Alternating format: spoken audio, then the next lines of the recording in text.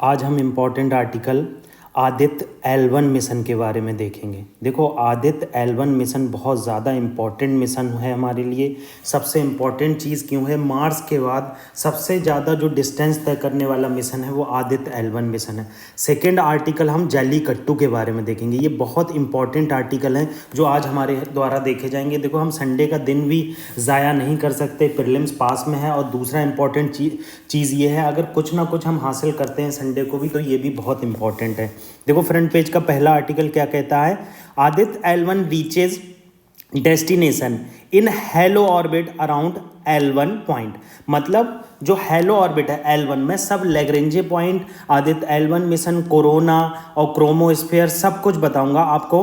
पहले हम Aditya L1 mission के बारे में डिस्कस कर लेते हैं। देखो, इसने पहली चीज़ क्या बताई है कि जो सन और अर्थ के बीच में डिस्टेंस है, मतलब अर्थ से सन तक जाने में, लैग्रेंजे पॉइंट 1 तक जाने में इसने 1.5 मिलियन किलोमीटर की डिस्टेंस तय की है। और ये डिस्टेंस जो तय की है वो सन और अर्थ के बीच की दूरी के केवल 1% है। मतलब आप समझ रहे हैं, 1.5 मिलियन किलोमीटर की डिस्टेंस सन और अर्थ के बीच में जितनी डिस्टेंस है उसका केवल 1% है। तो इंपॉर्टेंट चीज़ हम देख लेते हैं। देखो, ये पहले क्या चीज़ बताई गई है कि आदित्य L1 जो है हमारा लैग्रेंजे पॉइंट 1 पर रुकेगा। देखो, लैग्रेंजे पॉइंट लास्ट में भी इस आर्टिकल के डिस्कस करूंगा, शुरू में भी बता रहा हूं मैं। लैग्रेंजे पॉइंट वो पॉइंट होते हैं जहां पर दो बड़ी स्पेशियल बॉडी, मतलब जो स्पेस में बॉडी होती हैं, उनके बीच का फोर्स कहीं नल एंड वाइड कर जाता है। जो ग्रेविटेशनल फोर्स होता है वो इक्वल फोर्स लगता है उस पॉइंट पर, और उस पॉइंट पर इक्वल फोर्स लगने की वजह से वो नल एंड वाइड कर जाता है। इसकी वजह से क्या होता है, ये एक स्टेबल कंडीशन बन जाती है। तो इन्हीं पॉइंट को हम लैग्रेंजे पॉइंट कहते हैं। क्या बताया गया? Where satellite will face equal gravitational force from both sun and earth. मतलब दो लार्ज ऑर्बिटल बॉडी आपस में जब फोर्स लगाती हैं तो एक ऐसा पॉइंट बनकर आता है जहां पर ग्रेविटेशनल फोर्स जीरो होता है, और वहां पर अगर कोई बॉडी को भेजा जाता है, कोई सैटेलाइट को भेजा जाता है, कोई स्मॉल ऑर्बिट को भेजा जाता है सैटेलाइट को, तो वो वहां पर स्टेबल कर जाता है। ठीक है, अब हम देख लेते हैं कि आदित्य L1 मिशन है क्या। देखो, ये फर्स्ट स्पेस बेस्ड ऑब्जर्वेटरी है जो इंडिया ने लॉन्च की है।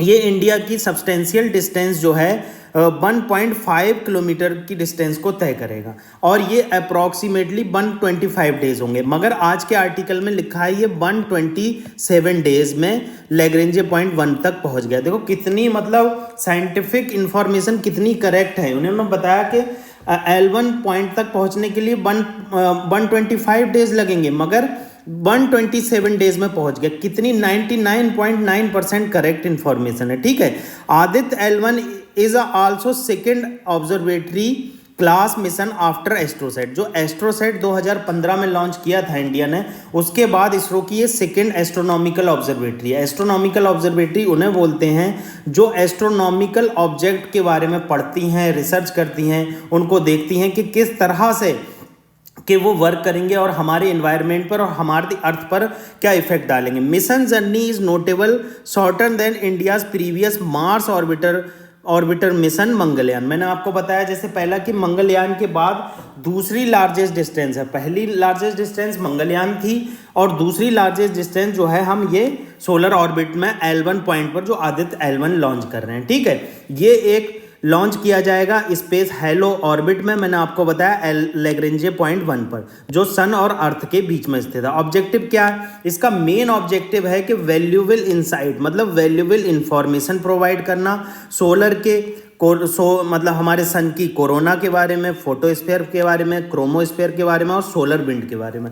अभी मैं आपको मैप दिखाऊंगा। देखो, ये हमारा सन है, और सन में बहुत सारी लेयर होती हैं। जैसे हमारी अर्थ में लेयर होती है, मेंटल होता है, कोर होता है, लिथोस्फीयर होता है। ठीक है, इसी तरह से हमारे सन में भी बहुत सारी लेयर होती है। जो अंदर का पार्ट होता है उसे हम इनर कोर कहते हैं। ठीक है, उसके ऊपर वाले पार्ट को रेडिएटिव कोर कहते हैं, उससे ऊपर वाले पार्ट को कन्वेक्टिव कोर कहते हैं, कन्वेक्टिव जोन कहते हैं, और फोर्थ लास्ट को हम कहते हैं सब सरफेस फ्लो, और थर्ड लास्ट को कहते हैं फोटोस्फीयर, सेकंड लास्ट को कहते हैं क्रोमोस्फीयर और फर्स्ट को कहते हैं जो लास्ट पॉइंट है कोरोना। मतलब ये तीन आपको चीज़ें याद होना ही चाहिए। लास्ट में होता है कोरोना, देखो ये जो चीज़ आप दिख रही है ये कोरोना है, मतलब यहाँ पर आपको मैग्नेटिक फील्ड दिखेगा बहुत ज़्यादा, यहाँ पर आपको सोलर फ्लेयर्स दिखेंगी। सोलर फ्लेयर्स क्या होती हैं, सोलर से कुछ पार्टिकल रिलीज होते रहते हैं हमेशा, उन्हें सोलर फ्लेयर्स कहते हैं। ये सोलर फ्लेयर्स क्या कहती हैं, बहुत हीटेड होती हैं, मैग्नेटिक फील्ड बहुत ज़्यादा होता है, तो जो हमारे अर्थ का मैग्नेटिक फील्ड होता है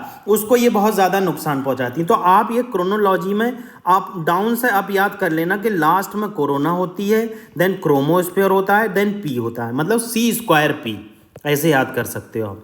कोरोना, क्रोमोस्फीयर और फोटोस्फीयर, ये इतना बस याद करना। ये दूसरा आर्टिकल, इसमें देखो कोर दिखाया गया है, रेडिएटिव जोन दिखाया गया है, कन्वेक्टिव जोन दिखाया गया। मैंने आपको बताया पहले कोरोना होगा, फिर क्रोमोस्फीयर होगा, फिर फोटोस्फीयर होगा। तो इस तरह से सन की लेयर होती है। हमारा आदित्य L1 मिशन क्या करेगा, सन के बिहेवियर को देखेगा कि सन किस तरह से बिहेव करता है, किस टाइम पर सबसे ज़्यादा सोलर फ्लेयर्स रिलीज करता है, किस टाइम जब हीट निकलती है, किस टाइम मैग्नेटिक फील्ड सबसे ज़्यादा निकलती है। तो ये डीपर अंडरस्टैंडिंग करेगा कि किस तरह से हम ज़्यादा से ज़्यादा सन के बारे में जान सकते हैं। सन इंपॉर्टेंट इसलिए है क्योंकि जो सन हमारे है वो हमारे सोलर ऑर्बिट के बीच में पाया जाता है। ये हमारे बहुत सारे प्लेनेट हैं, 9 प्लेनेट, और 9 प्लेनेट के बीच में हमारे सन पाया जाता है। तो सन पे जो इफेक्ट पड़ेगा वो हमारे अदर प्लेनेट पे इफेक्ट पड़ेगा। ठीक है, अब लैग्रेंजे पॉइंट इन्होंने बताया। लैग्रेंजे पॉइंट क्या होता है, लैग्रेंजे पॉइंट वो पॉइंट होता है जहां पर 2 लार्ज ऑर्बिटल बॉडी का ग्रेविटेशनल फोर्स नल कर जाता है और एक बैलेंसिंग अवस्था में आ जाता है, उसको हम लैग्रेंजे पॉइंट कहते हैं। जैसे सन और अर्थ के बीच में L1 पॉइंट है, सन और अर्थ के बीच में L1 पॉइंट है, ये वैलेंस ईच अदर आउट, मतलब वैलेंस कर जाता है। तो इसमें क्या होता है, स्मॉल ऑब्जेक्ट क्या होते हैं,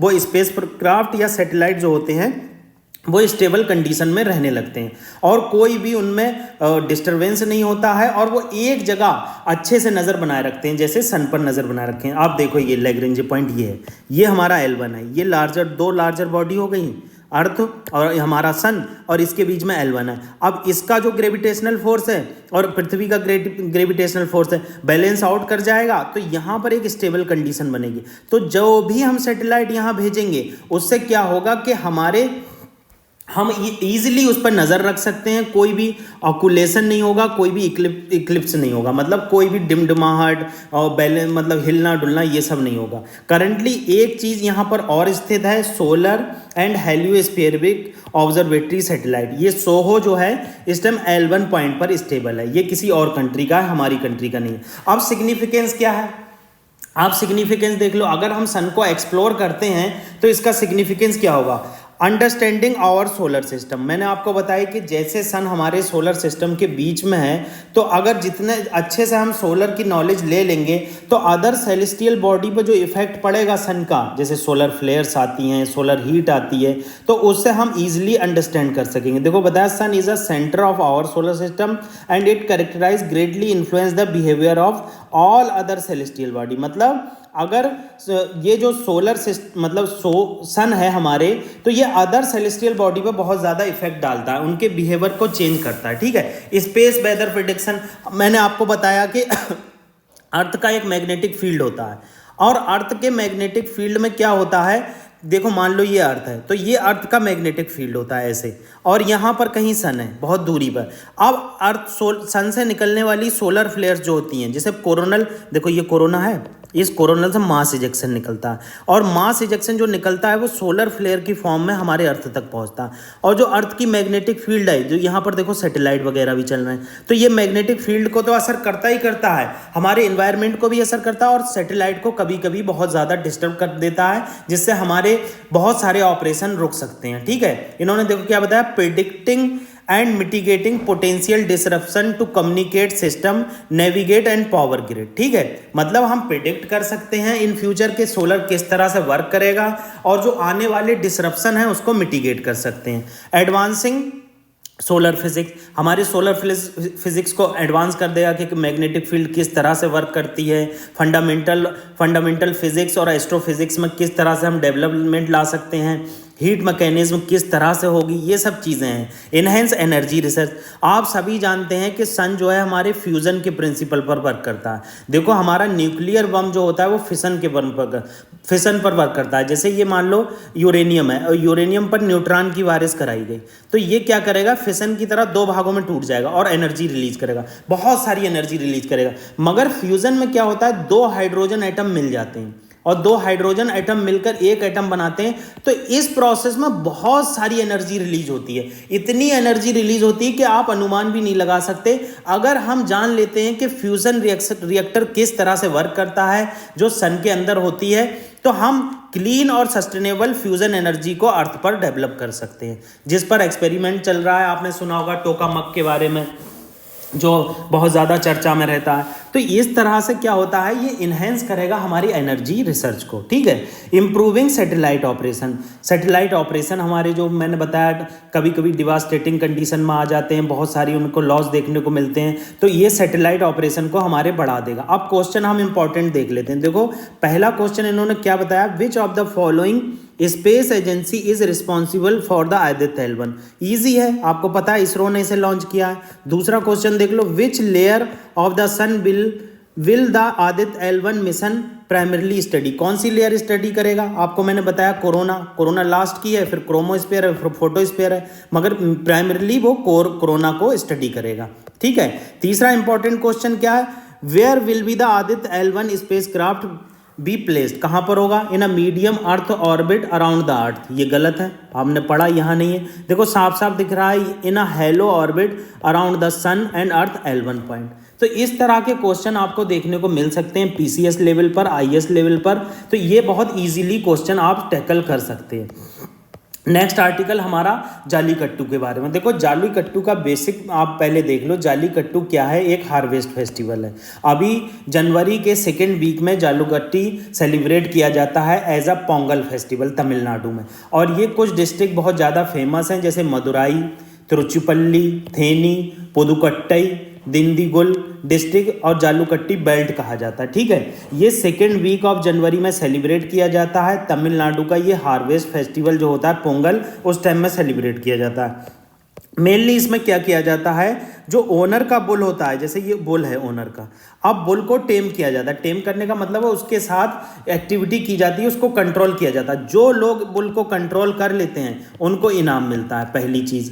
दूसरी चीज़ क्या, अगर वो कंट्रोल नहीं कर पाते हैं तो ओनर जो है बुल का, उसको इनाम मिलता है। और ये बुल टेमिंग इसलिए की जाती है क्योंकि 2000 सालों से ये प्रथा चली आ रही है कि हम बुल को ऑनर करेंगे और इससे क्या होगा, जो बुल की शक्ति है वो ज़्यादा बढ़ेगी और उसे भगवान प्रॉस्परस बनाएंगे, ठीक है। यही चीज़ यहाँ बताई गई है, traditional way for peasant community to preserve their pure breed native bull, मतलब उसको प्योर ब्रीड बनाया जाता है उसके साथ खेलकर। मगर इस पर बहुत ज़्यादा बैन भी लग चुके हैं सुप्रीम कोर्ट के द्वारा, मगर स्टेट गवर्नमेंट ने इसे बार बार रिलीज कर दिया है और अपने लॉ में परिवर्तन लाकर। तो ये दो इंपॉर्टेंट आर्टिकल हमने देखे, लैग्रेंजे पॉइंट के बारे में देखा और हमने आदित्य L1 के बारे में देखा, और दूसरा हमने आर्टिकल देखा जालीकट्टू के बारे में। तीसरा important article Indian pharmacopoeia commission के बारे में। देखो फार्माकोपिया क्या होता है, एक वर्ड है ये, जो फार्माकोपिया का मतलब होता है कि पूरी जो जेनरिक दवाएं हैं, जो ब्रांडेड दवाएं हैं, उनके फार्मूले की एक बुक छापी जाती है। तो इस बुक में बताया जाता है कि कौन कौन से ड्रग पर ईयर यूज़ हो रहे हैं इंडिया में, कौन कौन से ड्रग यूज़ नहीं होना चाहिए। देखो इंडियन फार्माकोपिया कमीशन, जैसे फार्माकोपिया पढ़ रहे हैं हम इसे, मगर इसका अलग प्रोनाउंसिएशन भी हो सकता है। मेरे हिसाब से फार्माकोपिया होना चाहिए, ठीक है। तो अभी इनने वार्निंग दी है कि आप जो पेन किलर है मेफ्टेल, इसको यूज़ मत कीजिए। उसने कहा है मेफ्टेल जो पेन किलर है, इससे बहुत ज़्यादा अनहाइजीनिक सिम्टम देखने को मिल रहे हैं, जिससे क्या हो रहा है, ऑर्गन में लॉस हो रहा है, प्रेगनेंसी लॉस हो रहा है। तो ये वार्निंग दी गई है। देखो IPC issue drug safety alert for Meftal के बारे में क्या बताया, adverse drug reaction by the pharmacovigilance programme of India. एक प्रोग्राम है फार्माकोविजिलेंस प्रोग्राम ऑफ इंडिया, इसने वार्निंग दी है कि एडवर्स रिएक्शन देखने को मिलते हैं। People will take drug only after consulting doctor. Indian pharmacopoeia commission कहती है कोई भी ड्रग आप लो उससे पहले आप डॉक्टर से कंसल्ट कर लो। इससे क्या हो रहा है, हेल्थ प्रोफेशनल का कहना है मेफ्टेल ज़्यादा यूज़ करने से क्या हो रहा है, ड्रेस सिंड्रोम हो रहा है। मैं आपको ड्रेस सिंड्रोम आगे बताऊंगा। ड्रेस सिंड्रोम क्या होता है, बहुत ज़्यादा आपके पेन होने लगता है, बॉडी में फीवर होने लगता है, आपके बहुत सारी बीमारियां डेवलप होने लगती हैं। तो इस तरह के ड्रेस सिंड्रोम निकल कर आ रहा है। अब मेफ्टेल क्या है, मेफ्टेल एक commonly non steroid anti inflammatory drug है। नॉन स्टेरॉइड क्या होती हैं, ये ऐसी ड्रग होती हैं जो पेन किलर के रूप में, फीवर के रूप में इस तरह से यूज़ की जाती है। तो ये एक non steroid anti inflammatory drug है। मेफ्टेल में जो फार्मूला होता है मेफेनामिक एसिड होता है। ये pain relieving medicine employed to mitigate muscles and joint discomfort as well and menstrual pain. मैंने बताया कि जो मेंस्ट्रुअल पेन होता है जो विमेन को होता है उसमें दी जाती है। क्रैम्प मतलब बहुत ज़्यादा पेन होने लगता है उसमें दी जाती है। तो इसके बहुत सारे वार्निंग निकल कर आई है, इसीलिए इस ड्रग को बंद कर दिया गया। देखो ड्रग ओरिजिनली क्या करती है, reduce the production of prostaglandin which increase the pain sensation. मतलब जो प्रोस्टाग्लैंडिन करके जो सब्सटेंस निकलता है तो उसको कंट्रोल कर देती है ये ड्रग। अब जब प्रोस्टाग्लैंडिन नहीं निकलेगा तो पेन ऑब्वियस सी बात है आपको कम फील होने लगेगा। तो इसके मेन रीज़न ये हैं, देखो बहुत सारी चीज़ों में इसका यूज़ किया जाता है। अर्थराइटिस में यूज़ किया जाता है, इन्फ्लेमेशन मतलब जहाँ कहीं घाव हो जाए, फीवर में, पेन किलर में, ठीक है, डेंटल पेन में, इन सब में यूज। रिस्क क्या है, अब रिस्क क्या है, ड्रेस सिंड्रोम तो होगा ही होगा, उसके बाद एब्डोमिनल पेन भी हो सकता है, इंडाइजेशन हो सकता है, ड्राई माउथ हो सकता है, ब्लर विजन हो सकता है। तो ये सब मेफ्टेल के सिम्टम निकल कर आ रहे हैं। अब आप ड्रेस देख लो, ड्रेस क्या है, drug rash with eosinophilia and systematic symptom DRESS syndrome. इसे ड्रेस सिंड्रोम कहते हैं। ये rare and potentially life threatening reaction of medication है। मतलब आप कोई मेडिसिन लेते हैं उससे क्या होगा, आपको ड्रेस सिंड्रोम हो जाएगा, इस्नोफीलिया हो जाएगा। इस्नोफीलिया में बहुत ज़्यादा स्किन रैश पड़ जाते हैं, आपको बहुत ज़्यादा तबीयत खराब हो सकती है और रेंजिंग माइल्ड से सीवियर सिम्टम देखने को मिल सकते हैं। अब हमारा लास्ट इंपॉर्टेंट चीज़ क्या है कि इंडियन फार्माकोपिया कमीशन क्या है। एक ऑटोनॉमस बॉडी है, ये ऑटोनॉमस बॉडी है, administrative control ministry of health and family welfare का है। इसके चेयरपर्सन द सेक्रेटरी होते हैं जो ministry of health and family welfare के होते हैं। मैंडेट क्या है, ये मैंने आपको बताया, जो पब्लिकेशन होती है इंडियन फार्माकोपिया की एक बुक होती है, official book standard of drug. मतलब ड्रग के स्टैंडर्ड के लिए उसके फार्मूले क्या हैं, उसका आईपी रेफरेंस क्या है, ये कहाँ से लिया गया, ये सब के लिए एक बुक छापी जाती है जिसे हम इंडियन फार्माकोपिया कहते हैं। तो इसको इंडियन फार्माकोपिया शॉर्ट में कहते हैं, मगर इसका फुल नाम क्या है, the official book of standard for the drugs. ठीक है, तो ये हमने इंपॉर्टेंट आर्टिकल देखे। मैंने आपको आदित्य एल1 मिशन के बारे में बताया, जालीकट्टू के बारे में बताया और मेफ्टेल के बारे में बताया। ये बहुत इंपॉर्टेंट आर्टिकल हैं, संडे को वीडियो में यूज़ कीजिए, 2 बार वीडियो सुनिए जिससे आपको कंठस्थ हो जाए और शॉर्ट नोट्स जरूर बनाइए। अगर कोई प्रॉब्लम है आप हमें @WASI H34 पर कॉन्टैक्ट कीजिए। Thank you very much.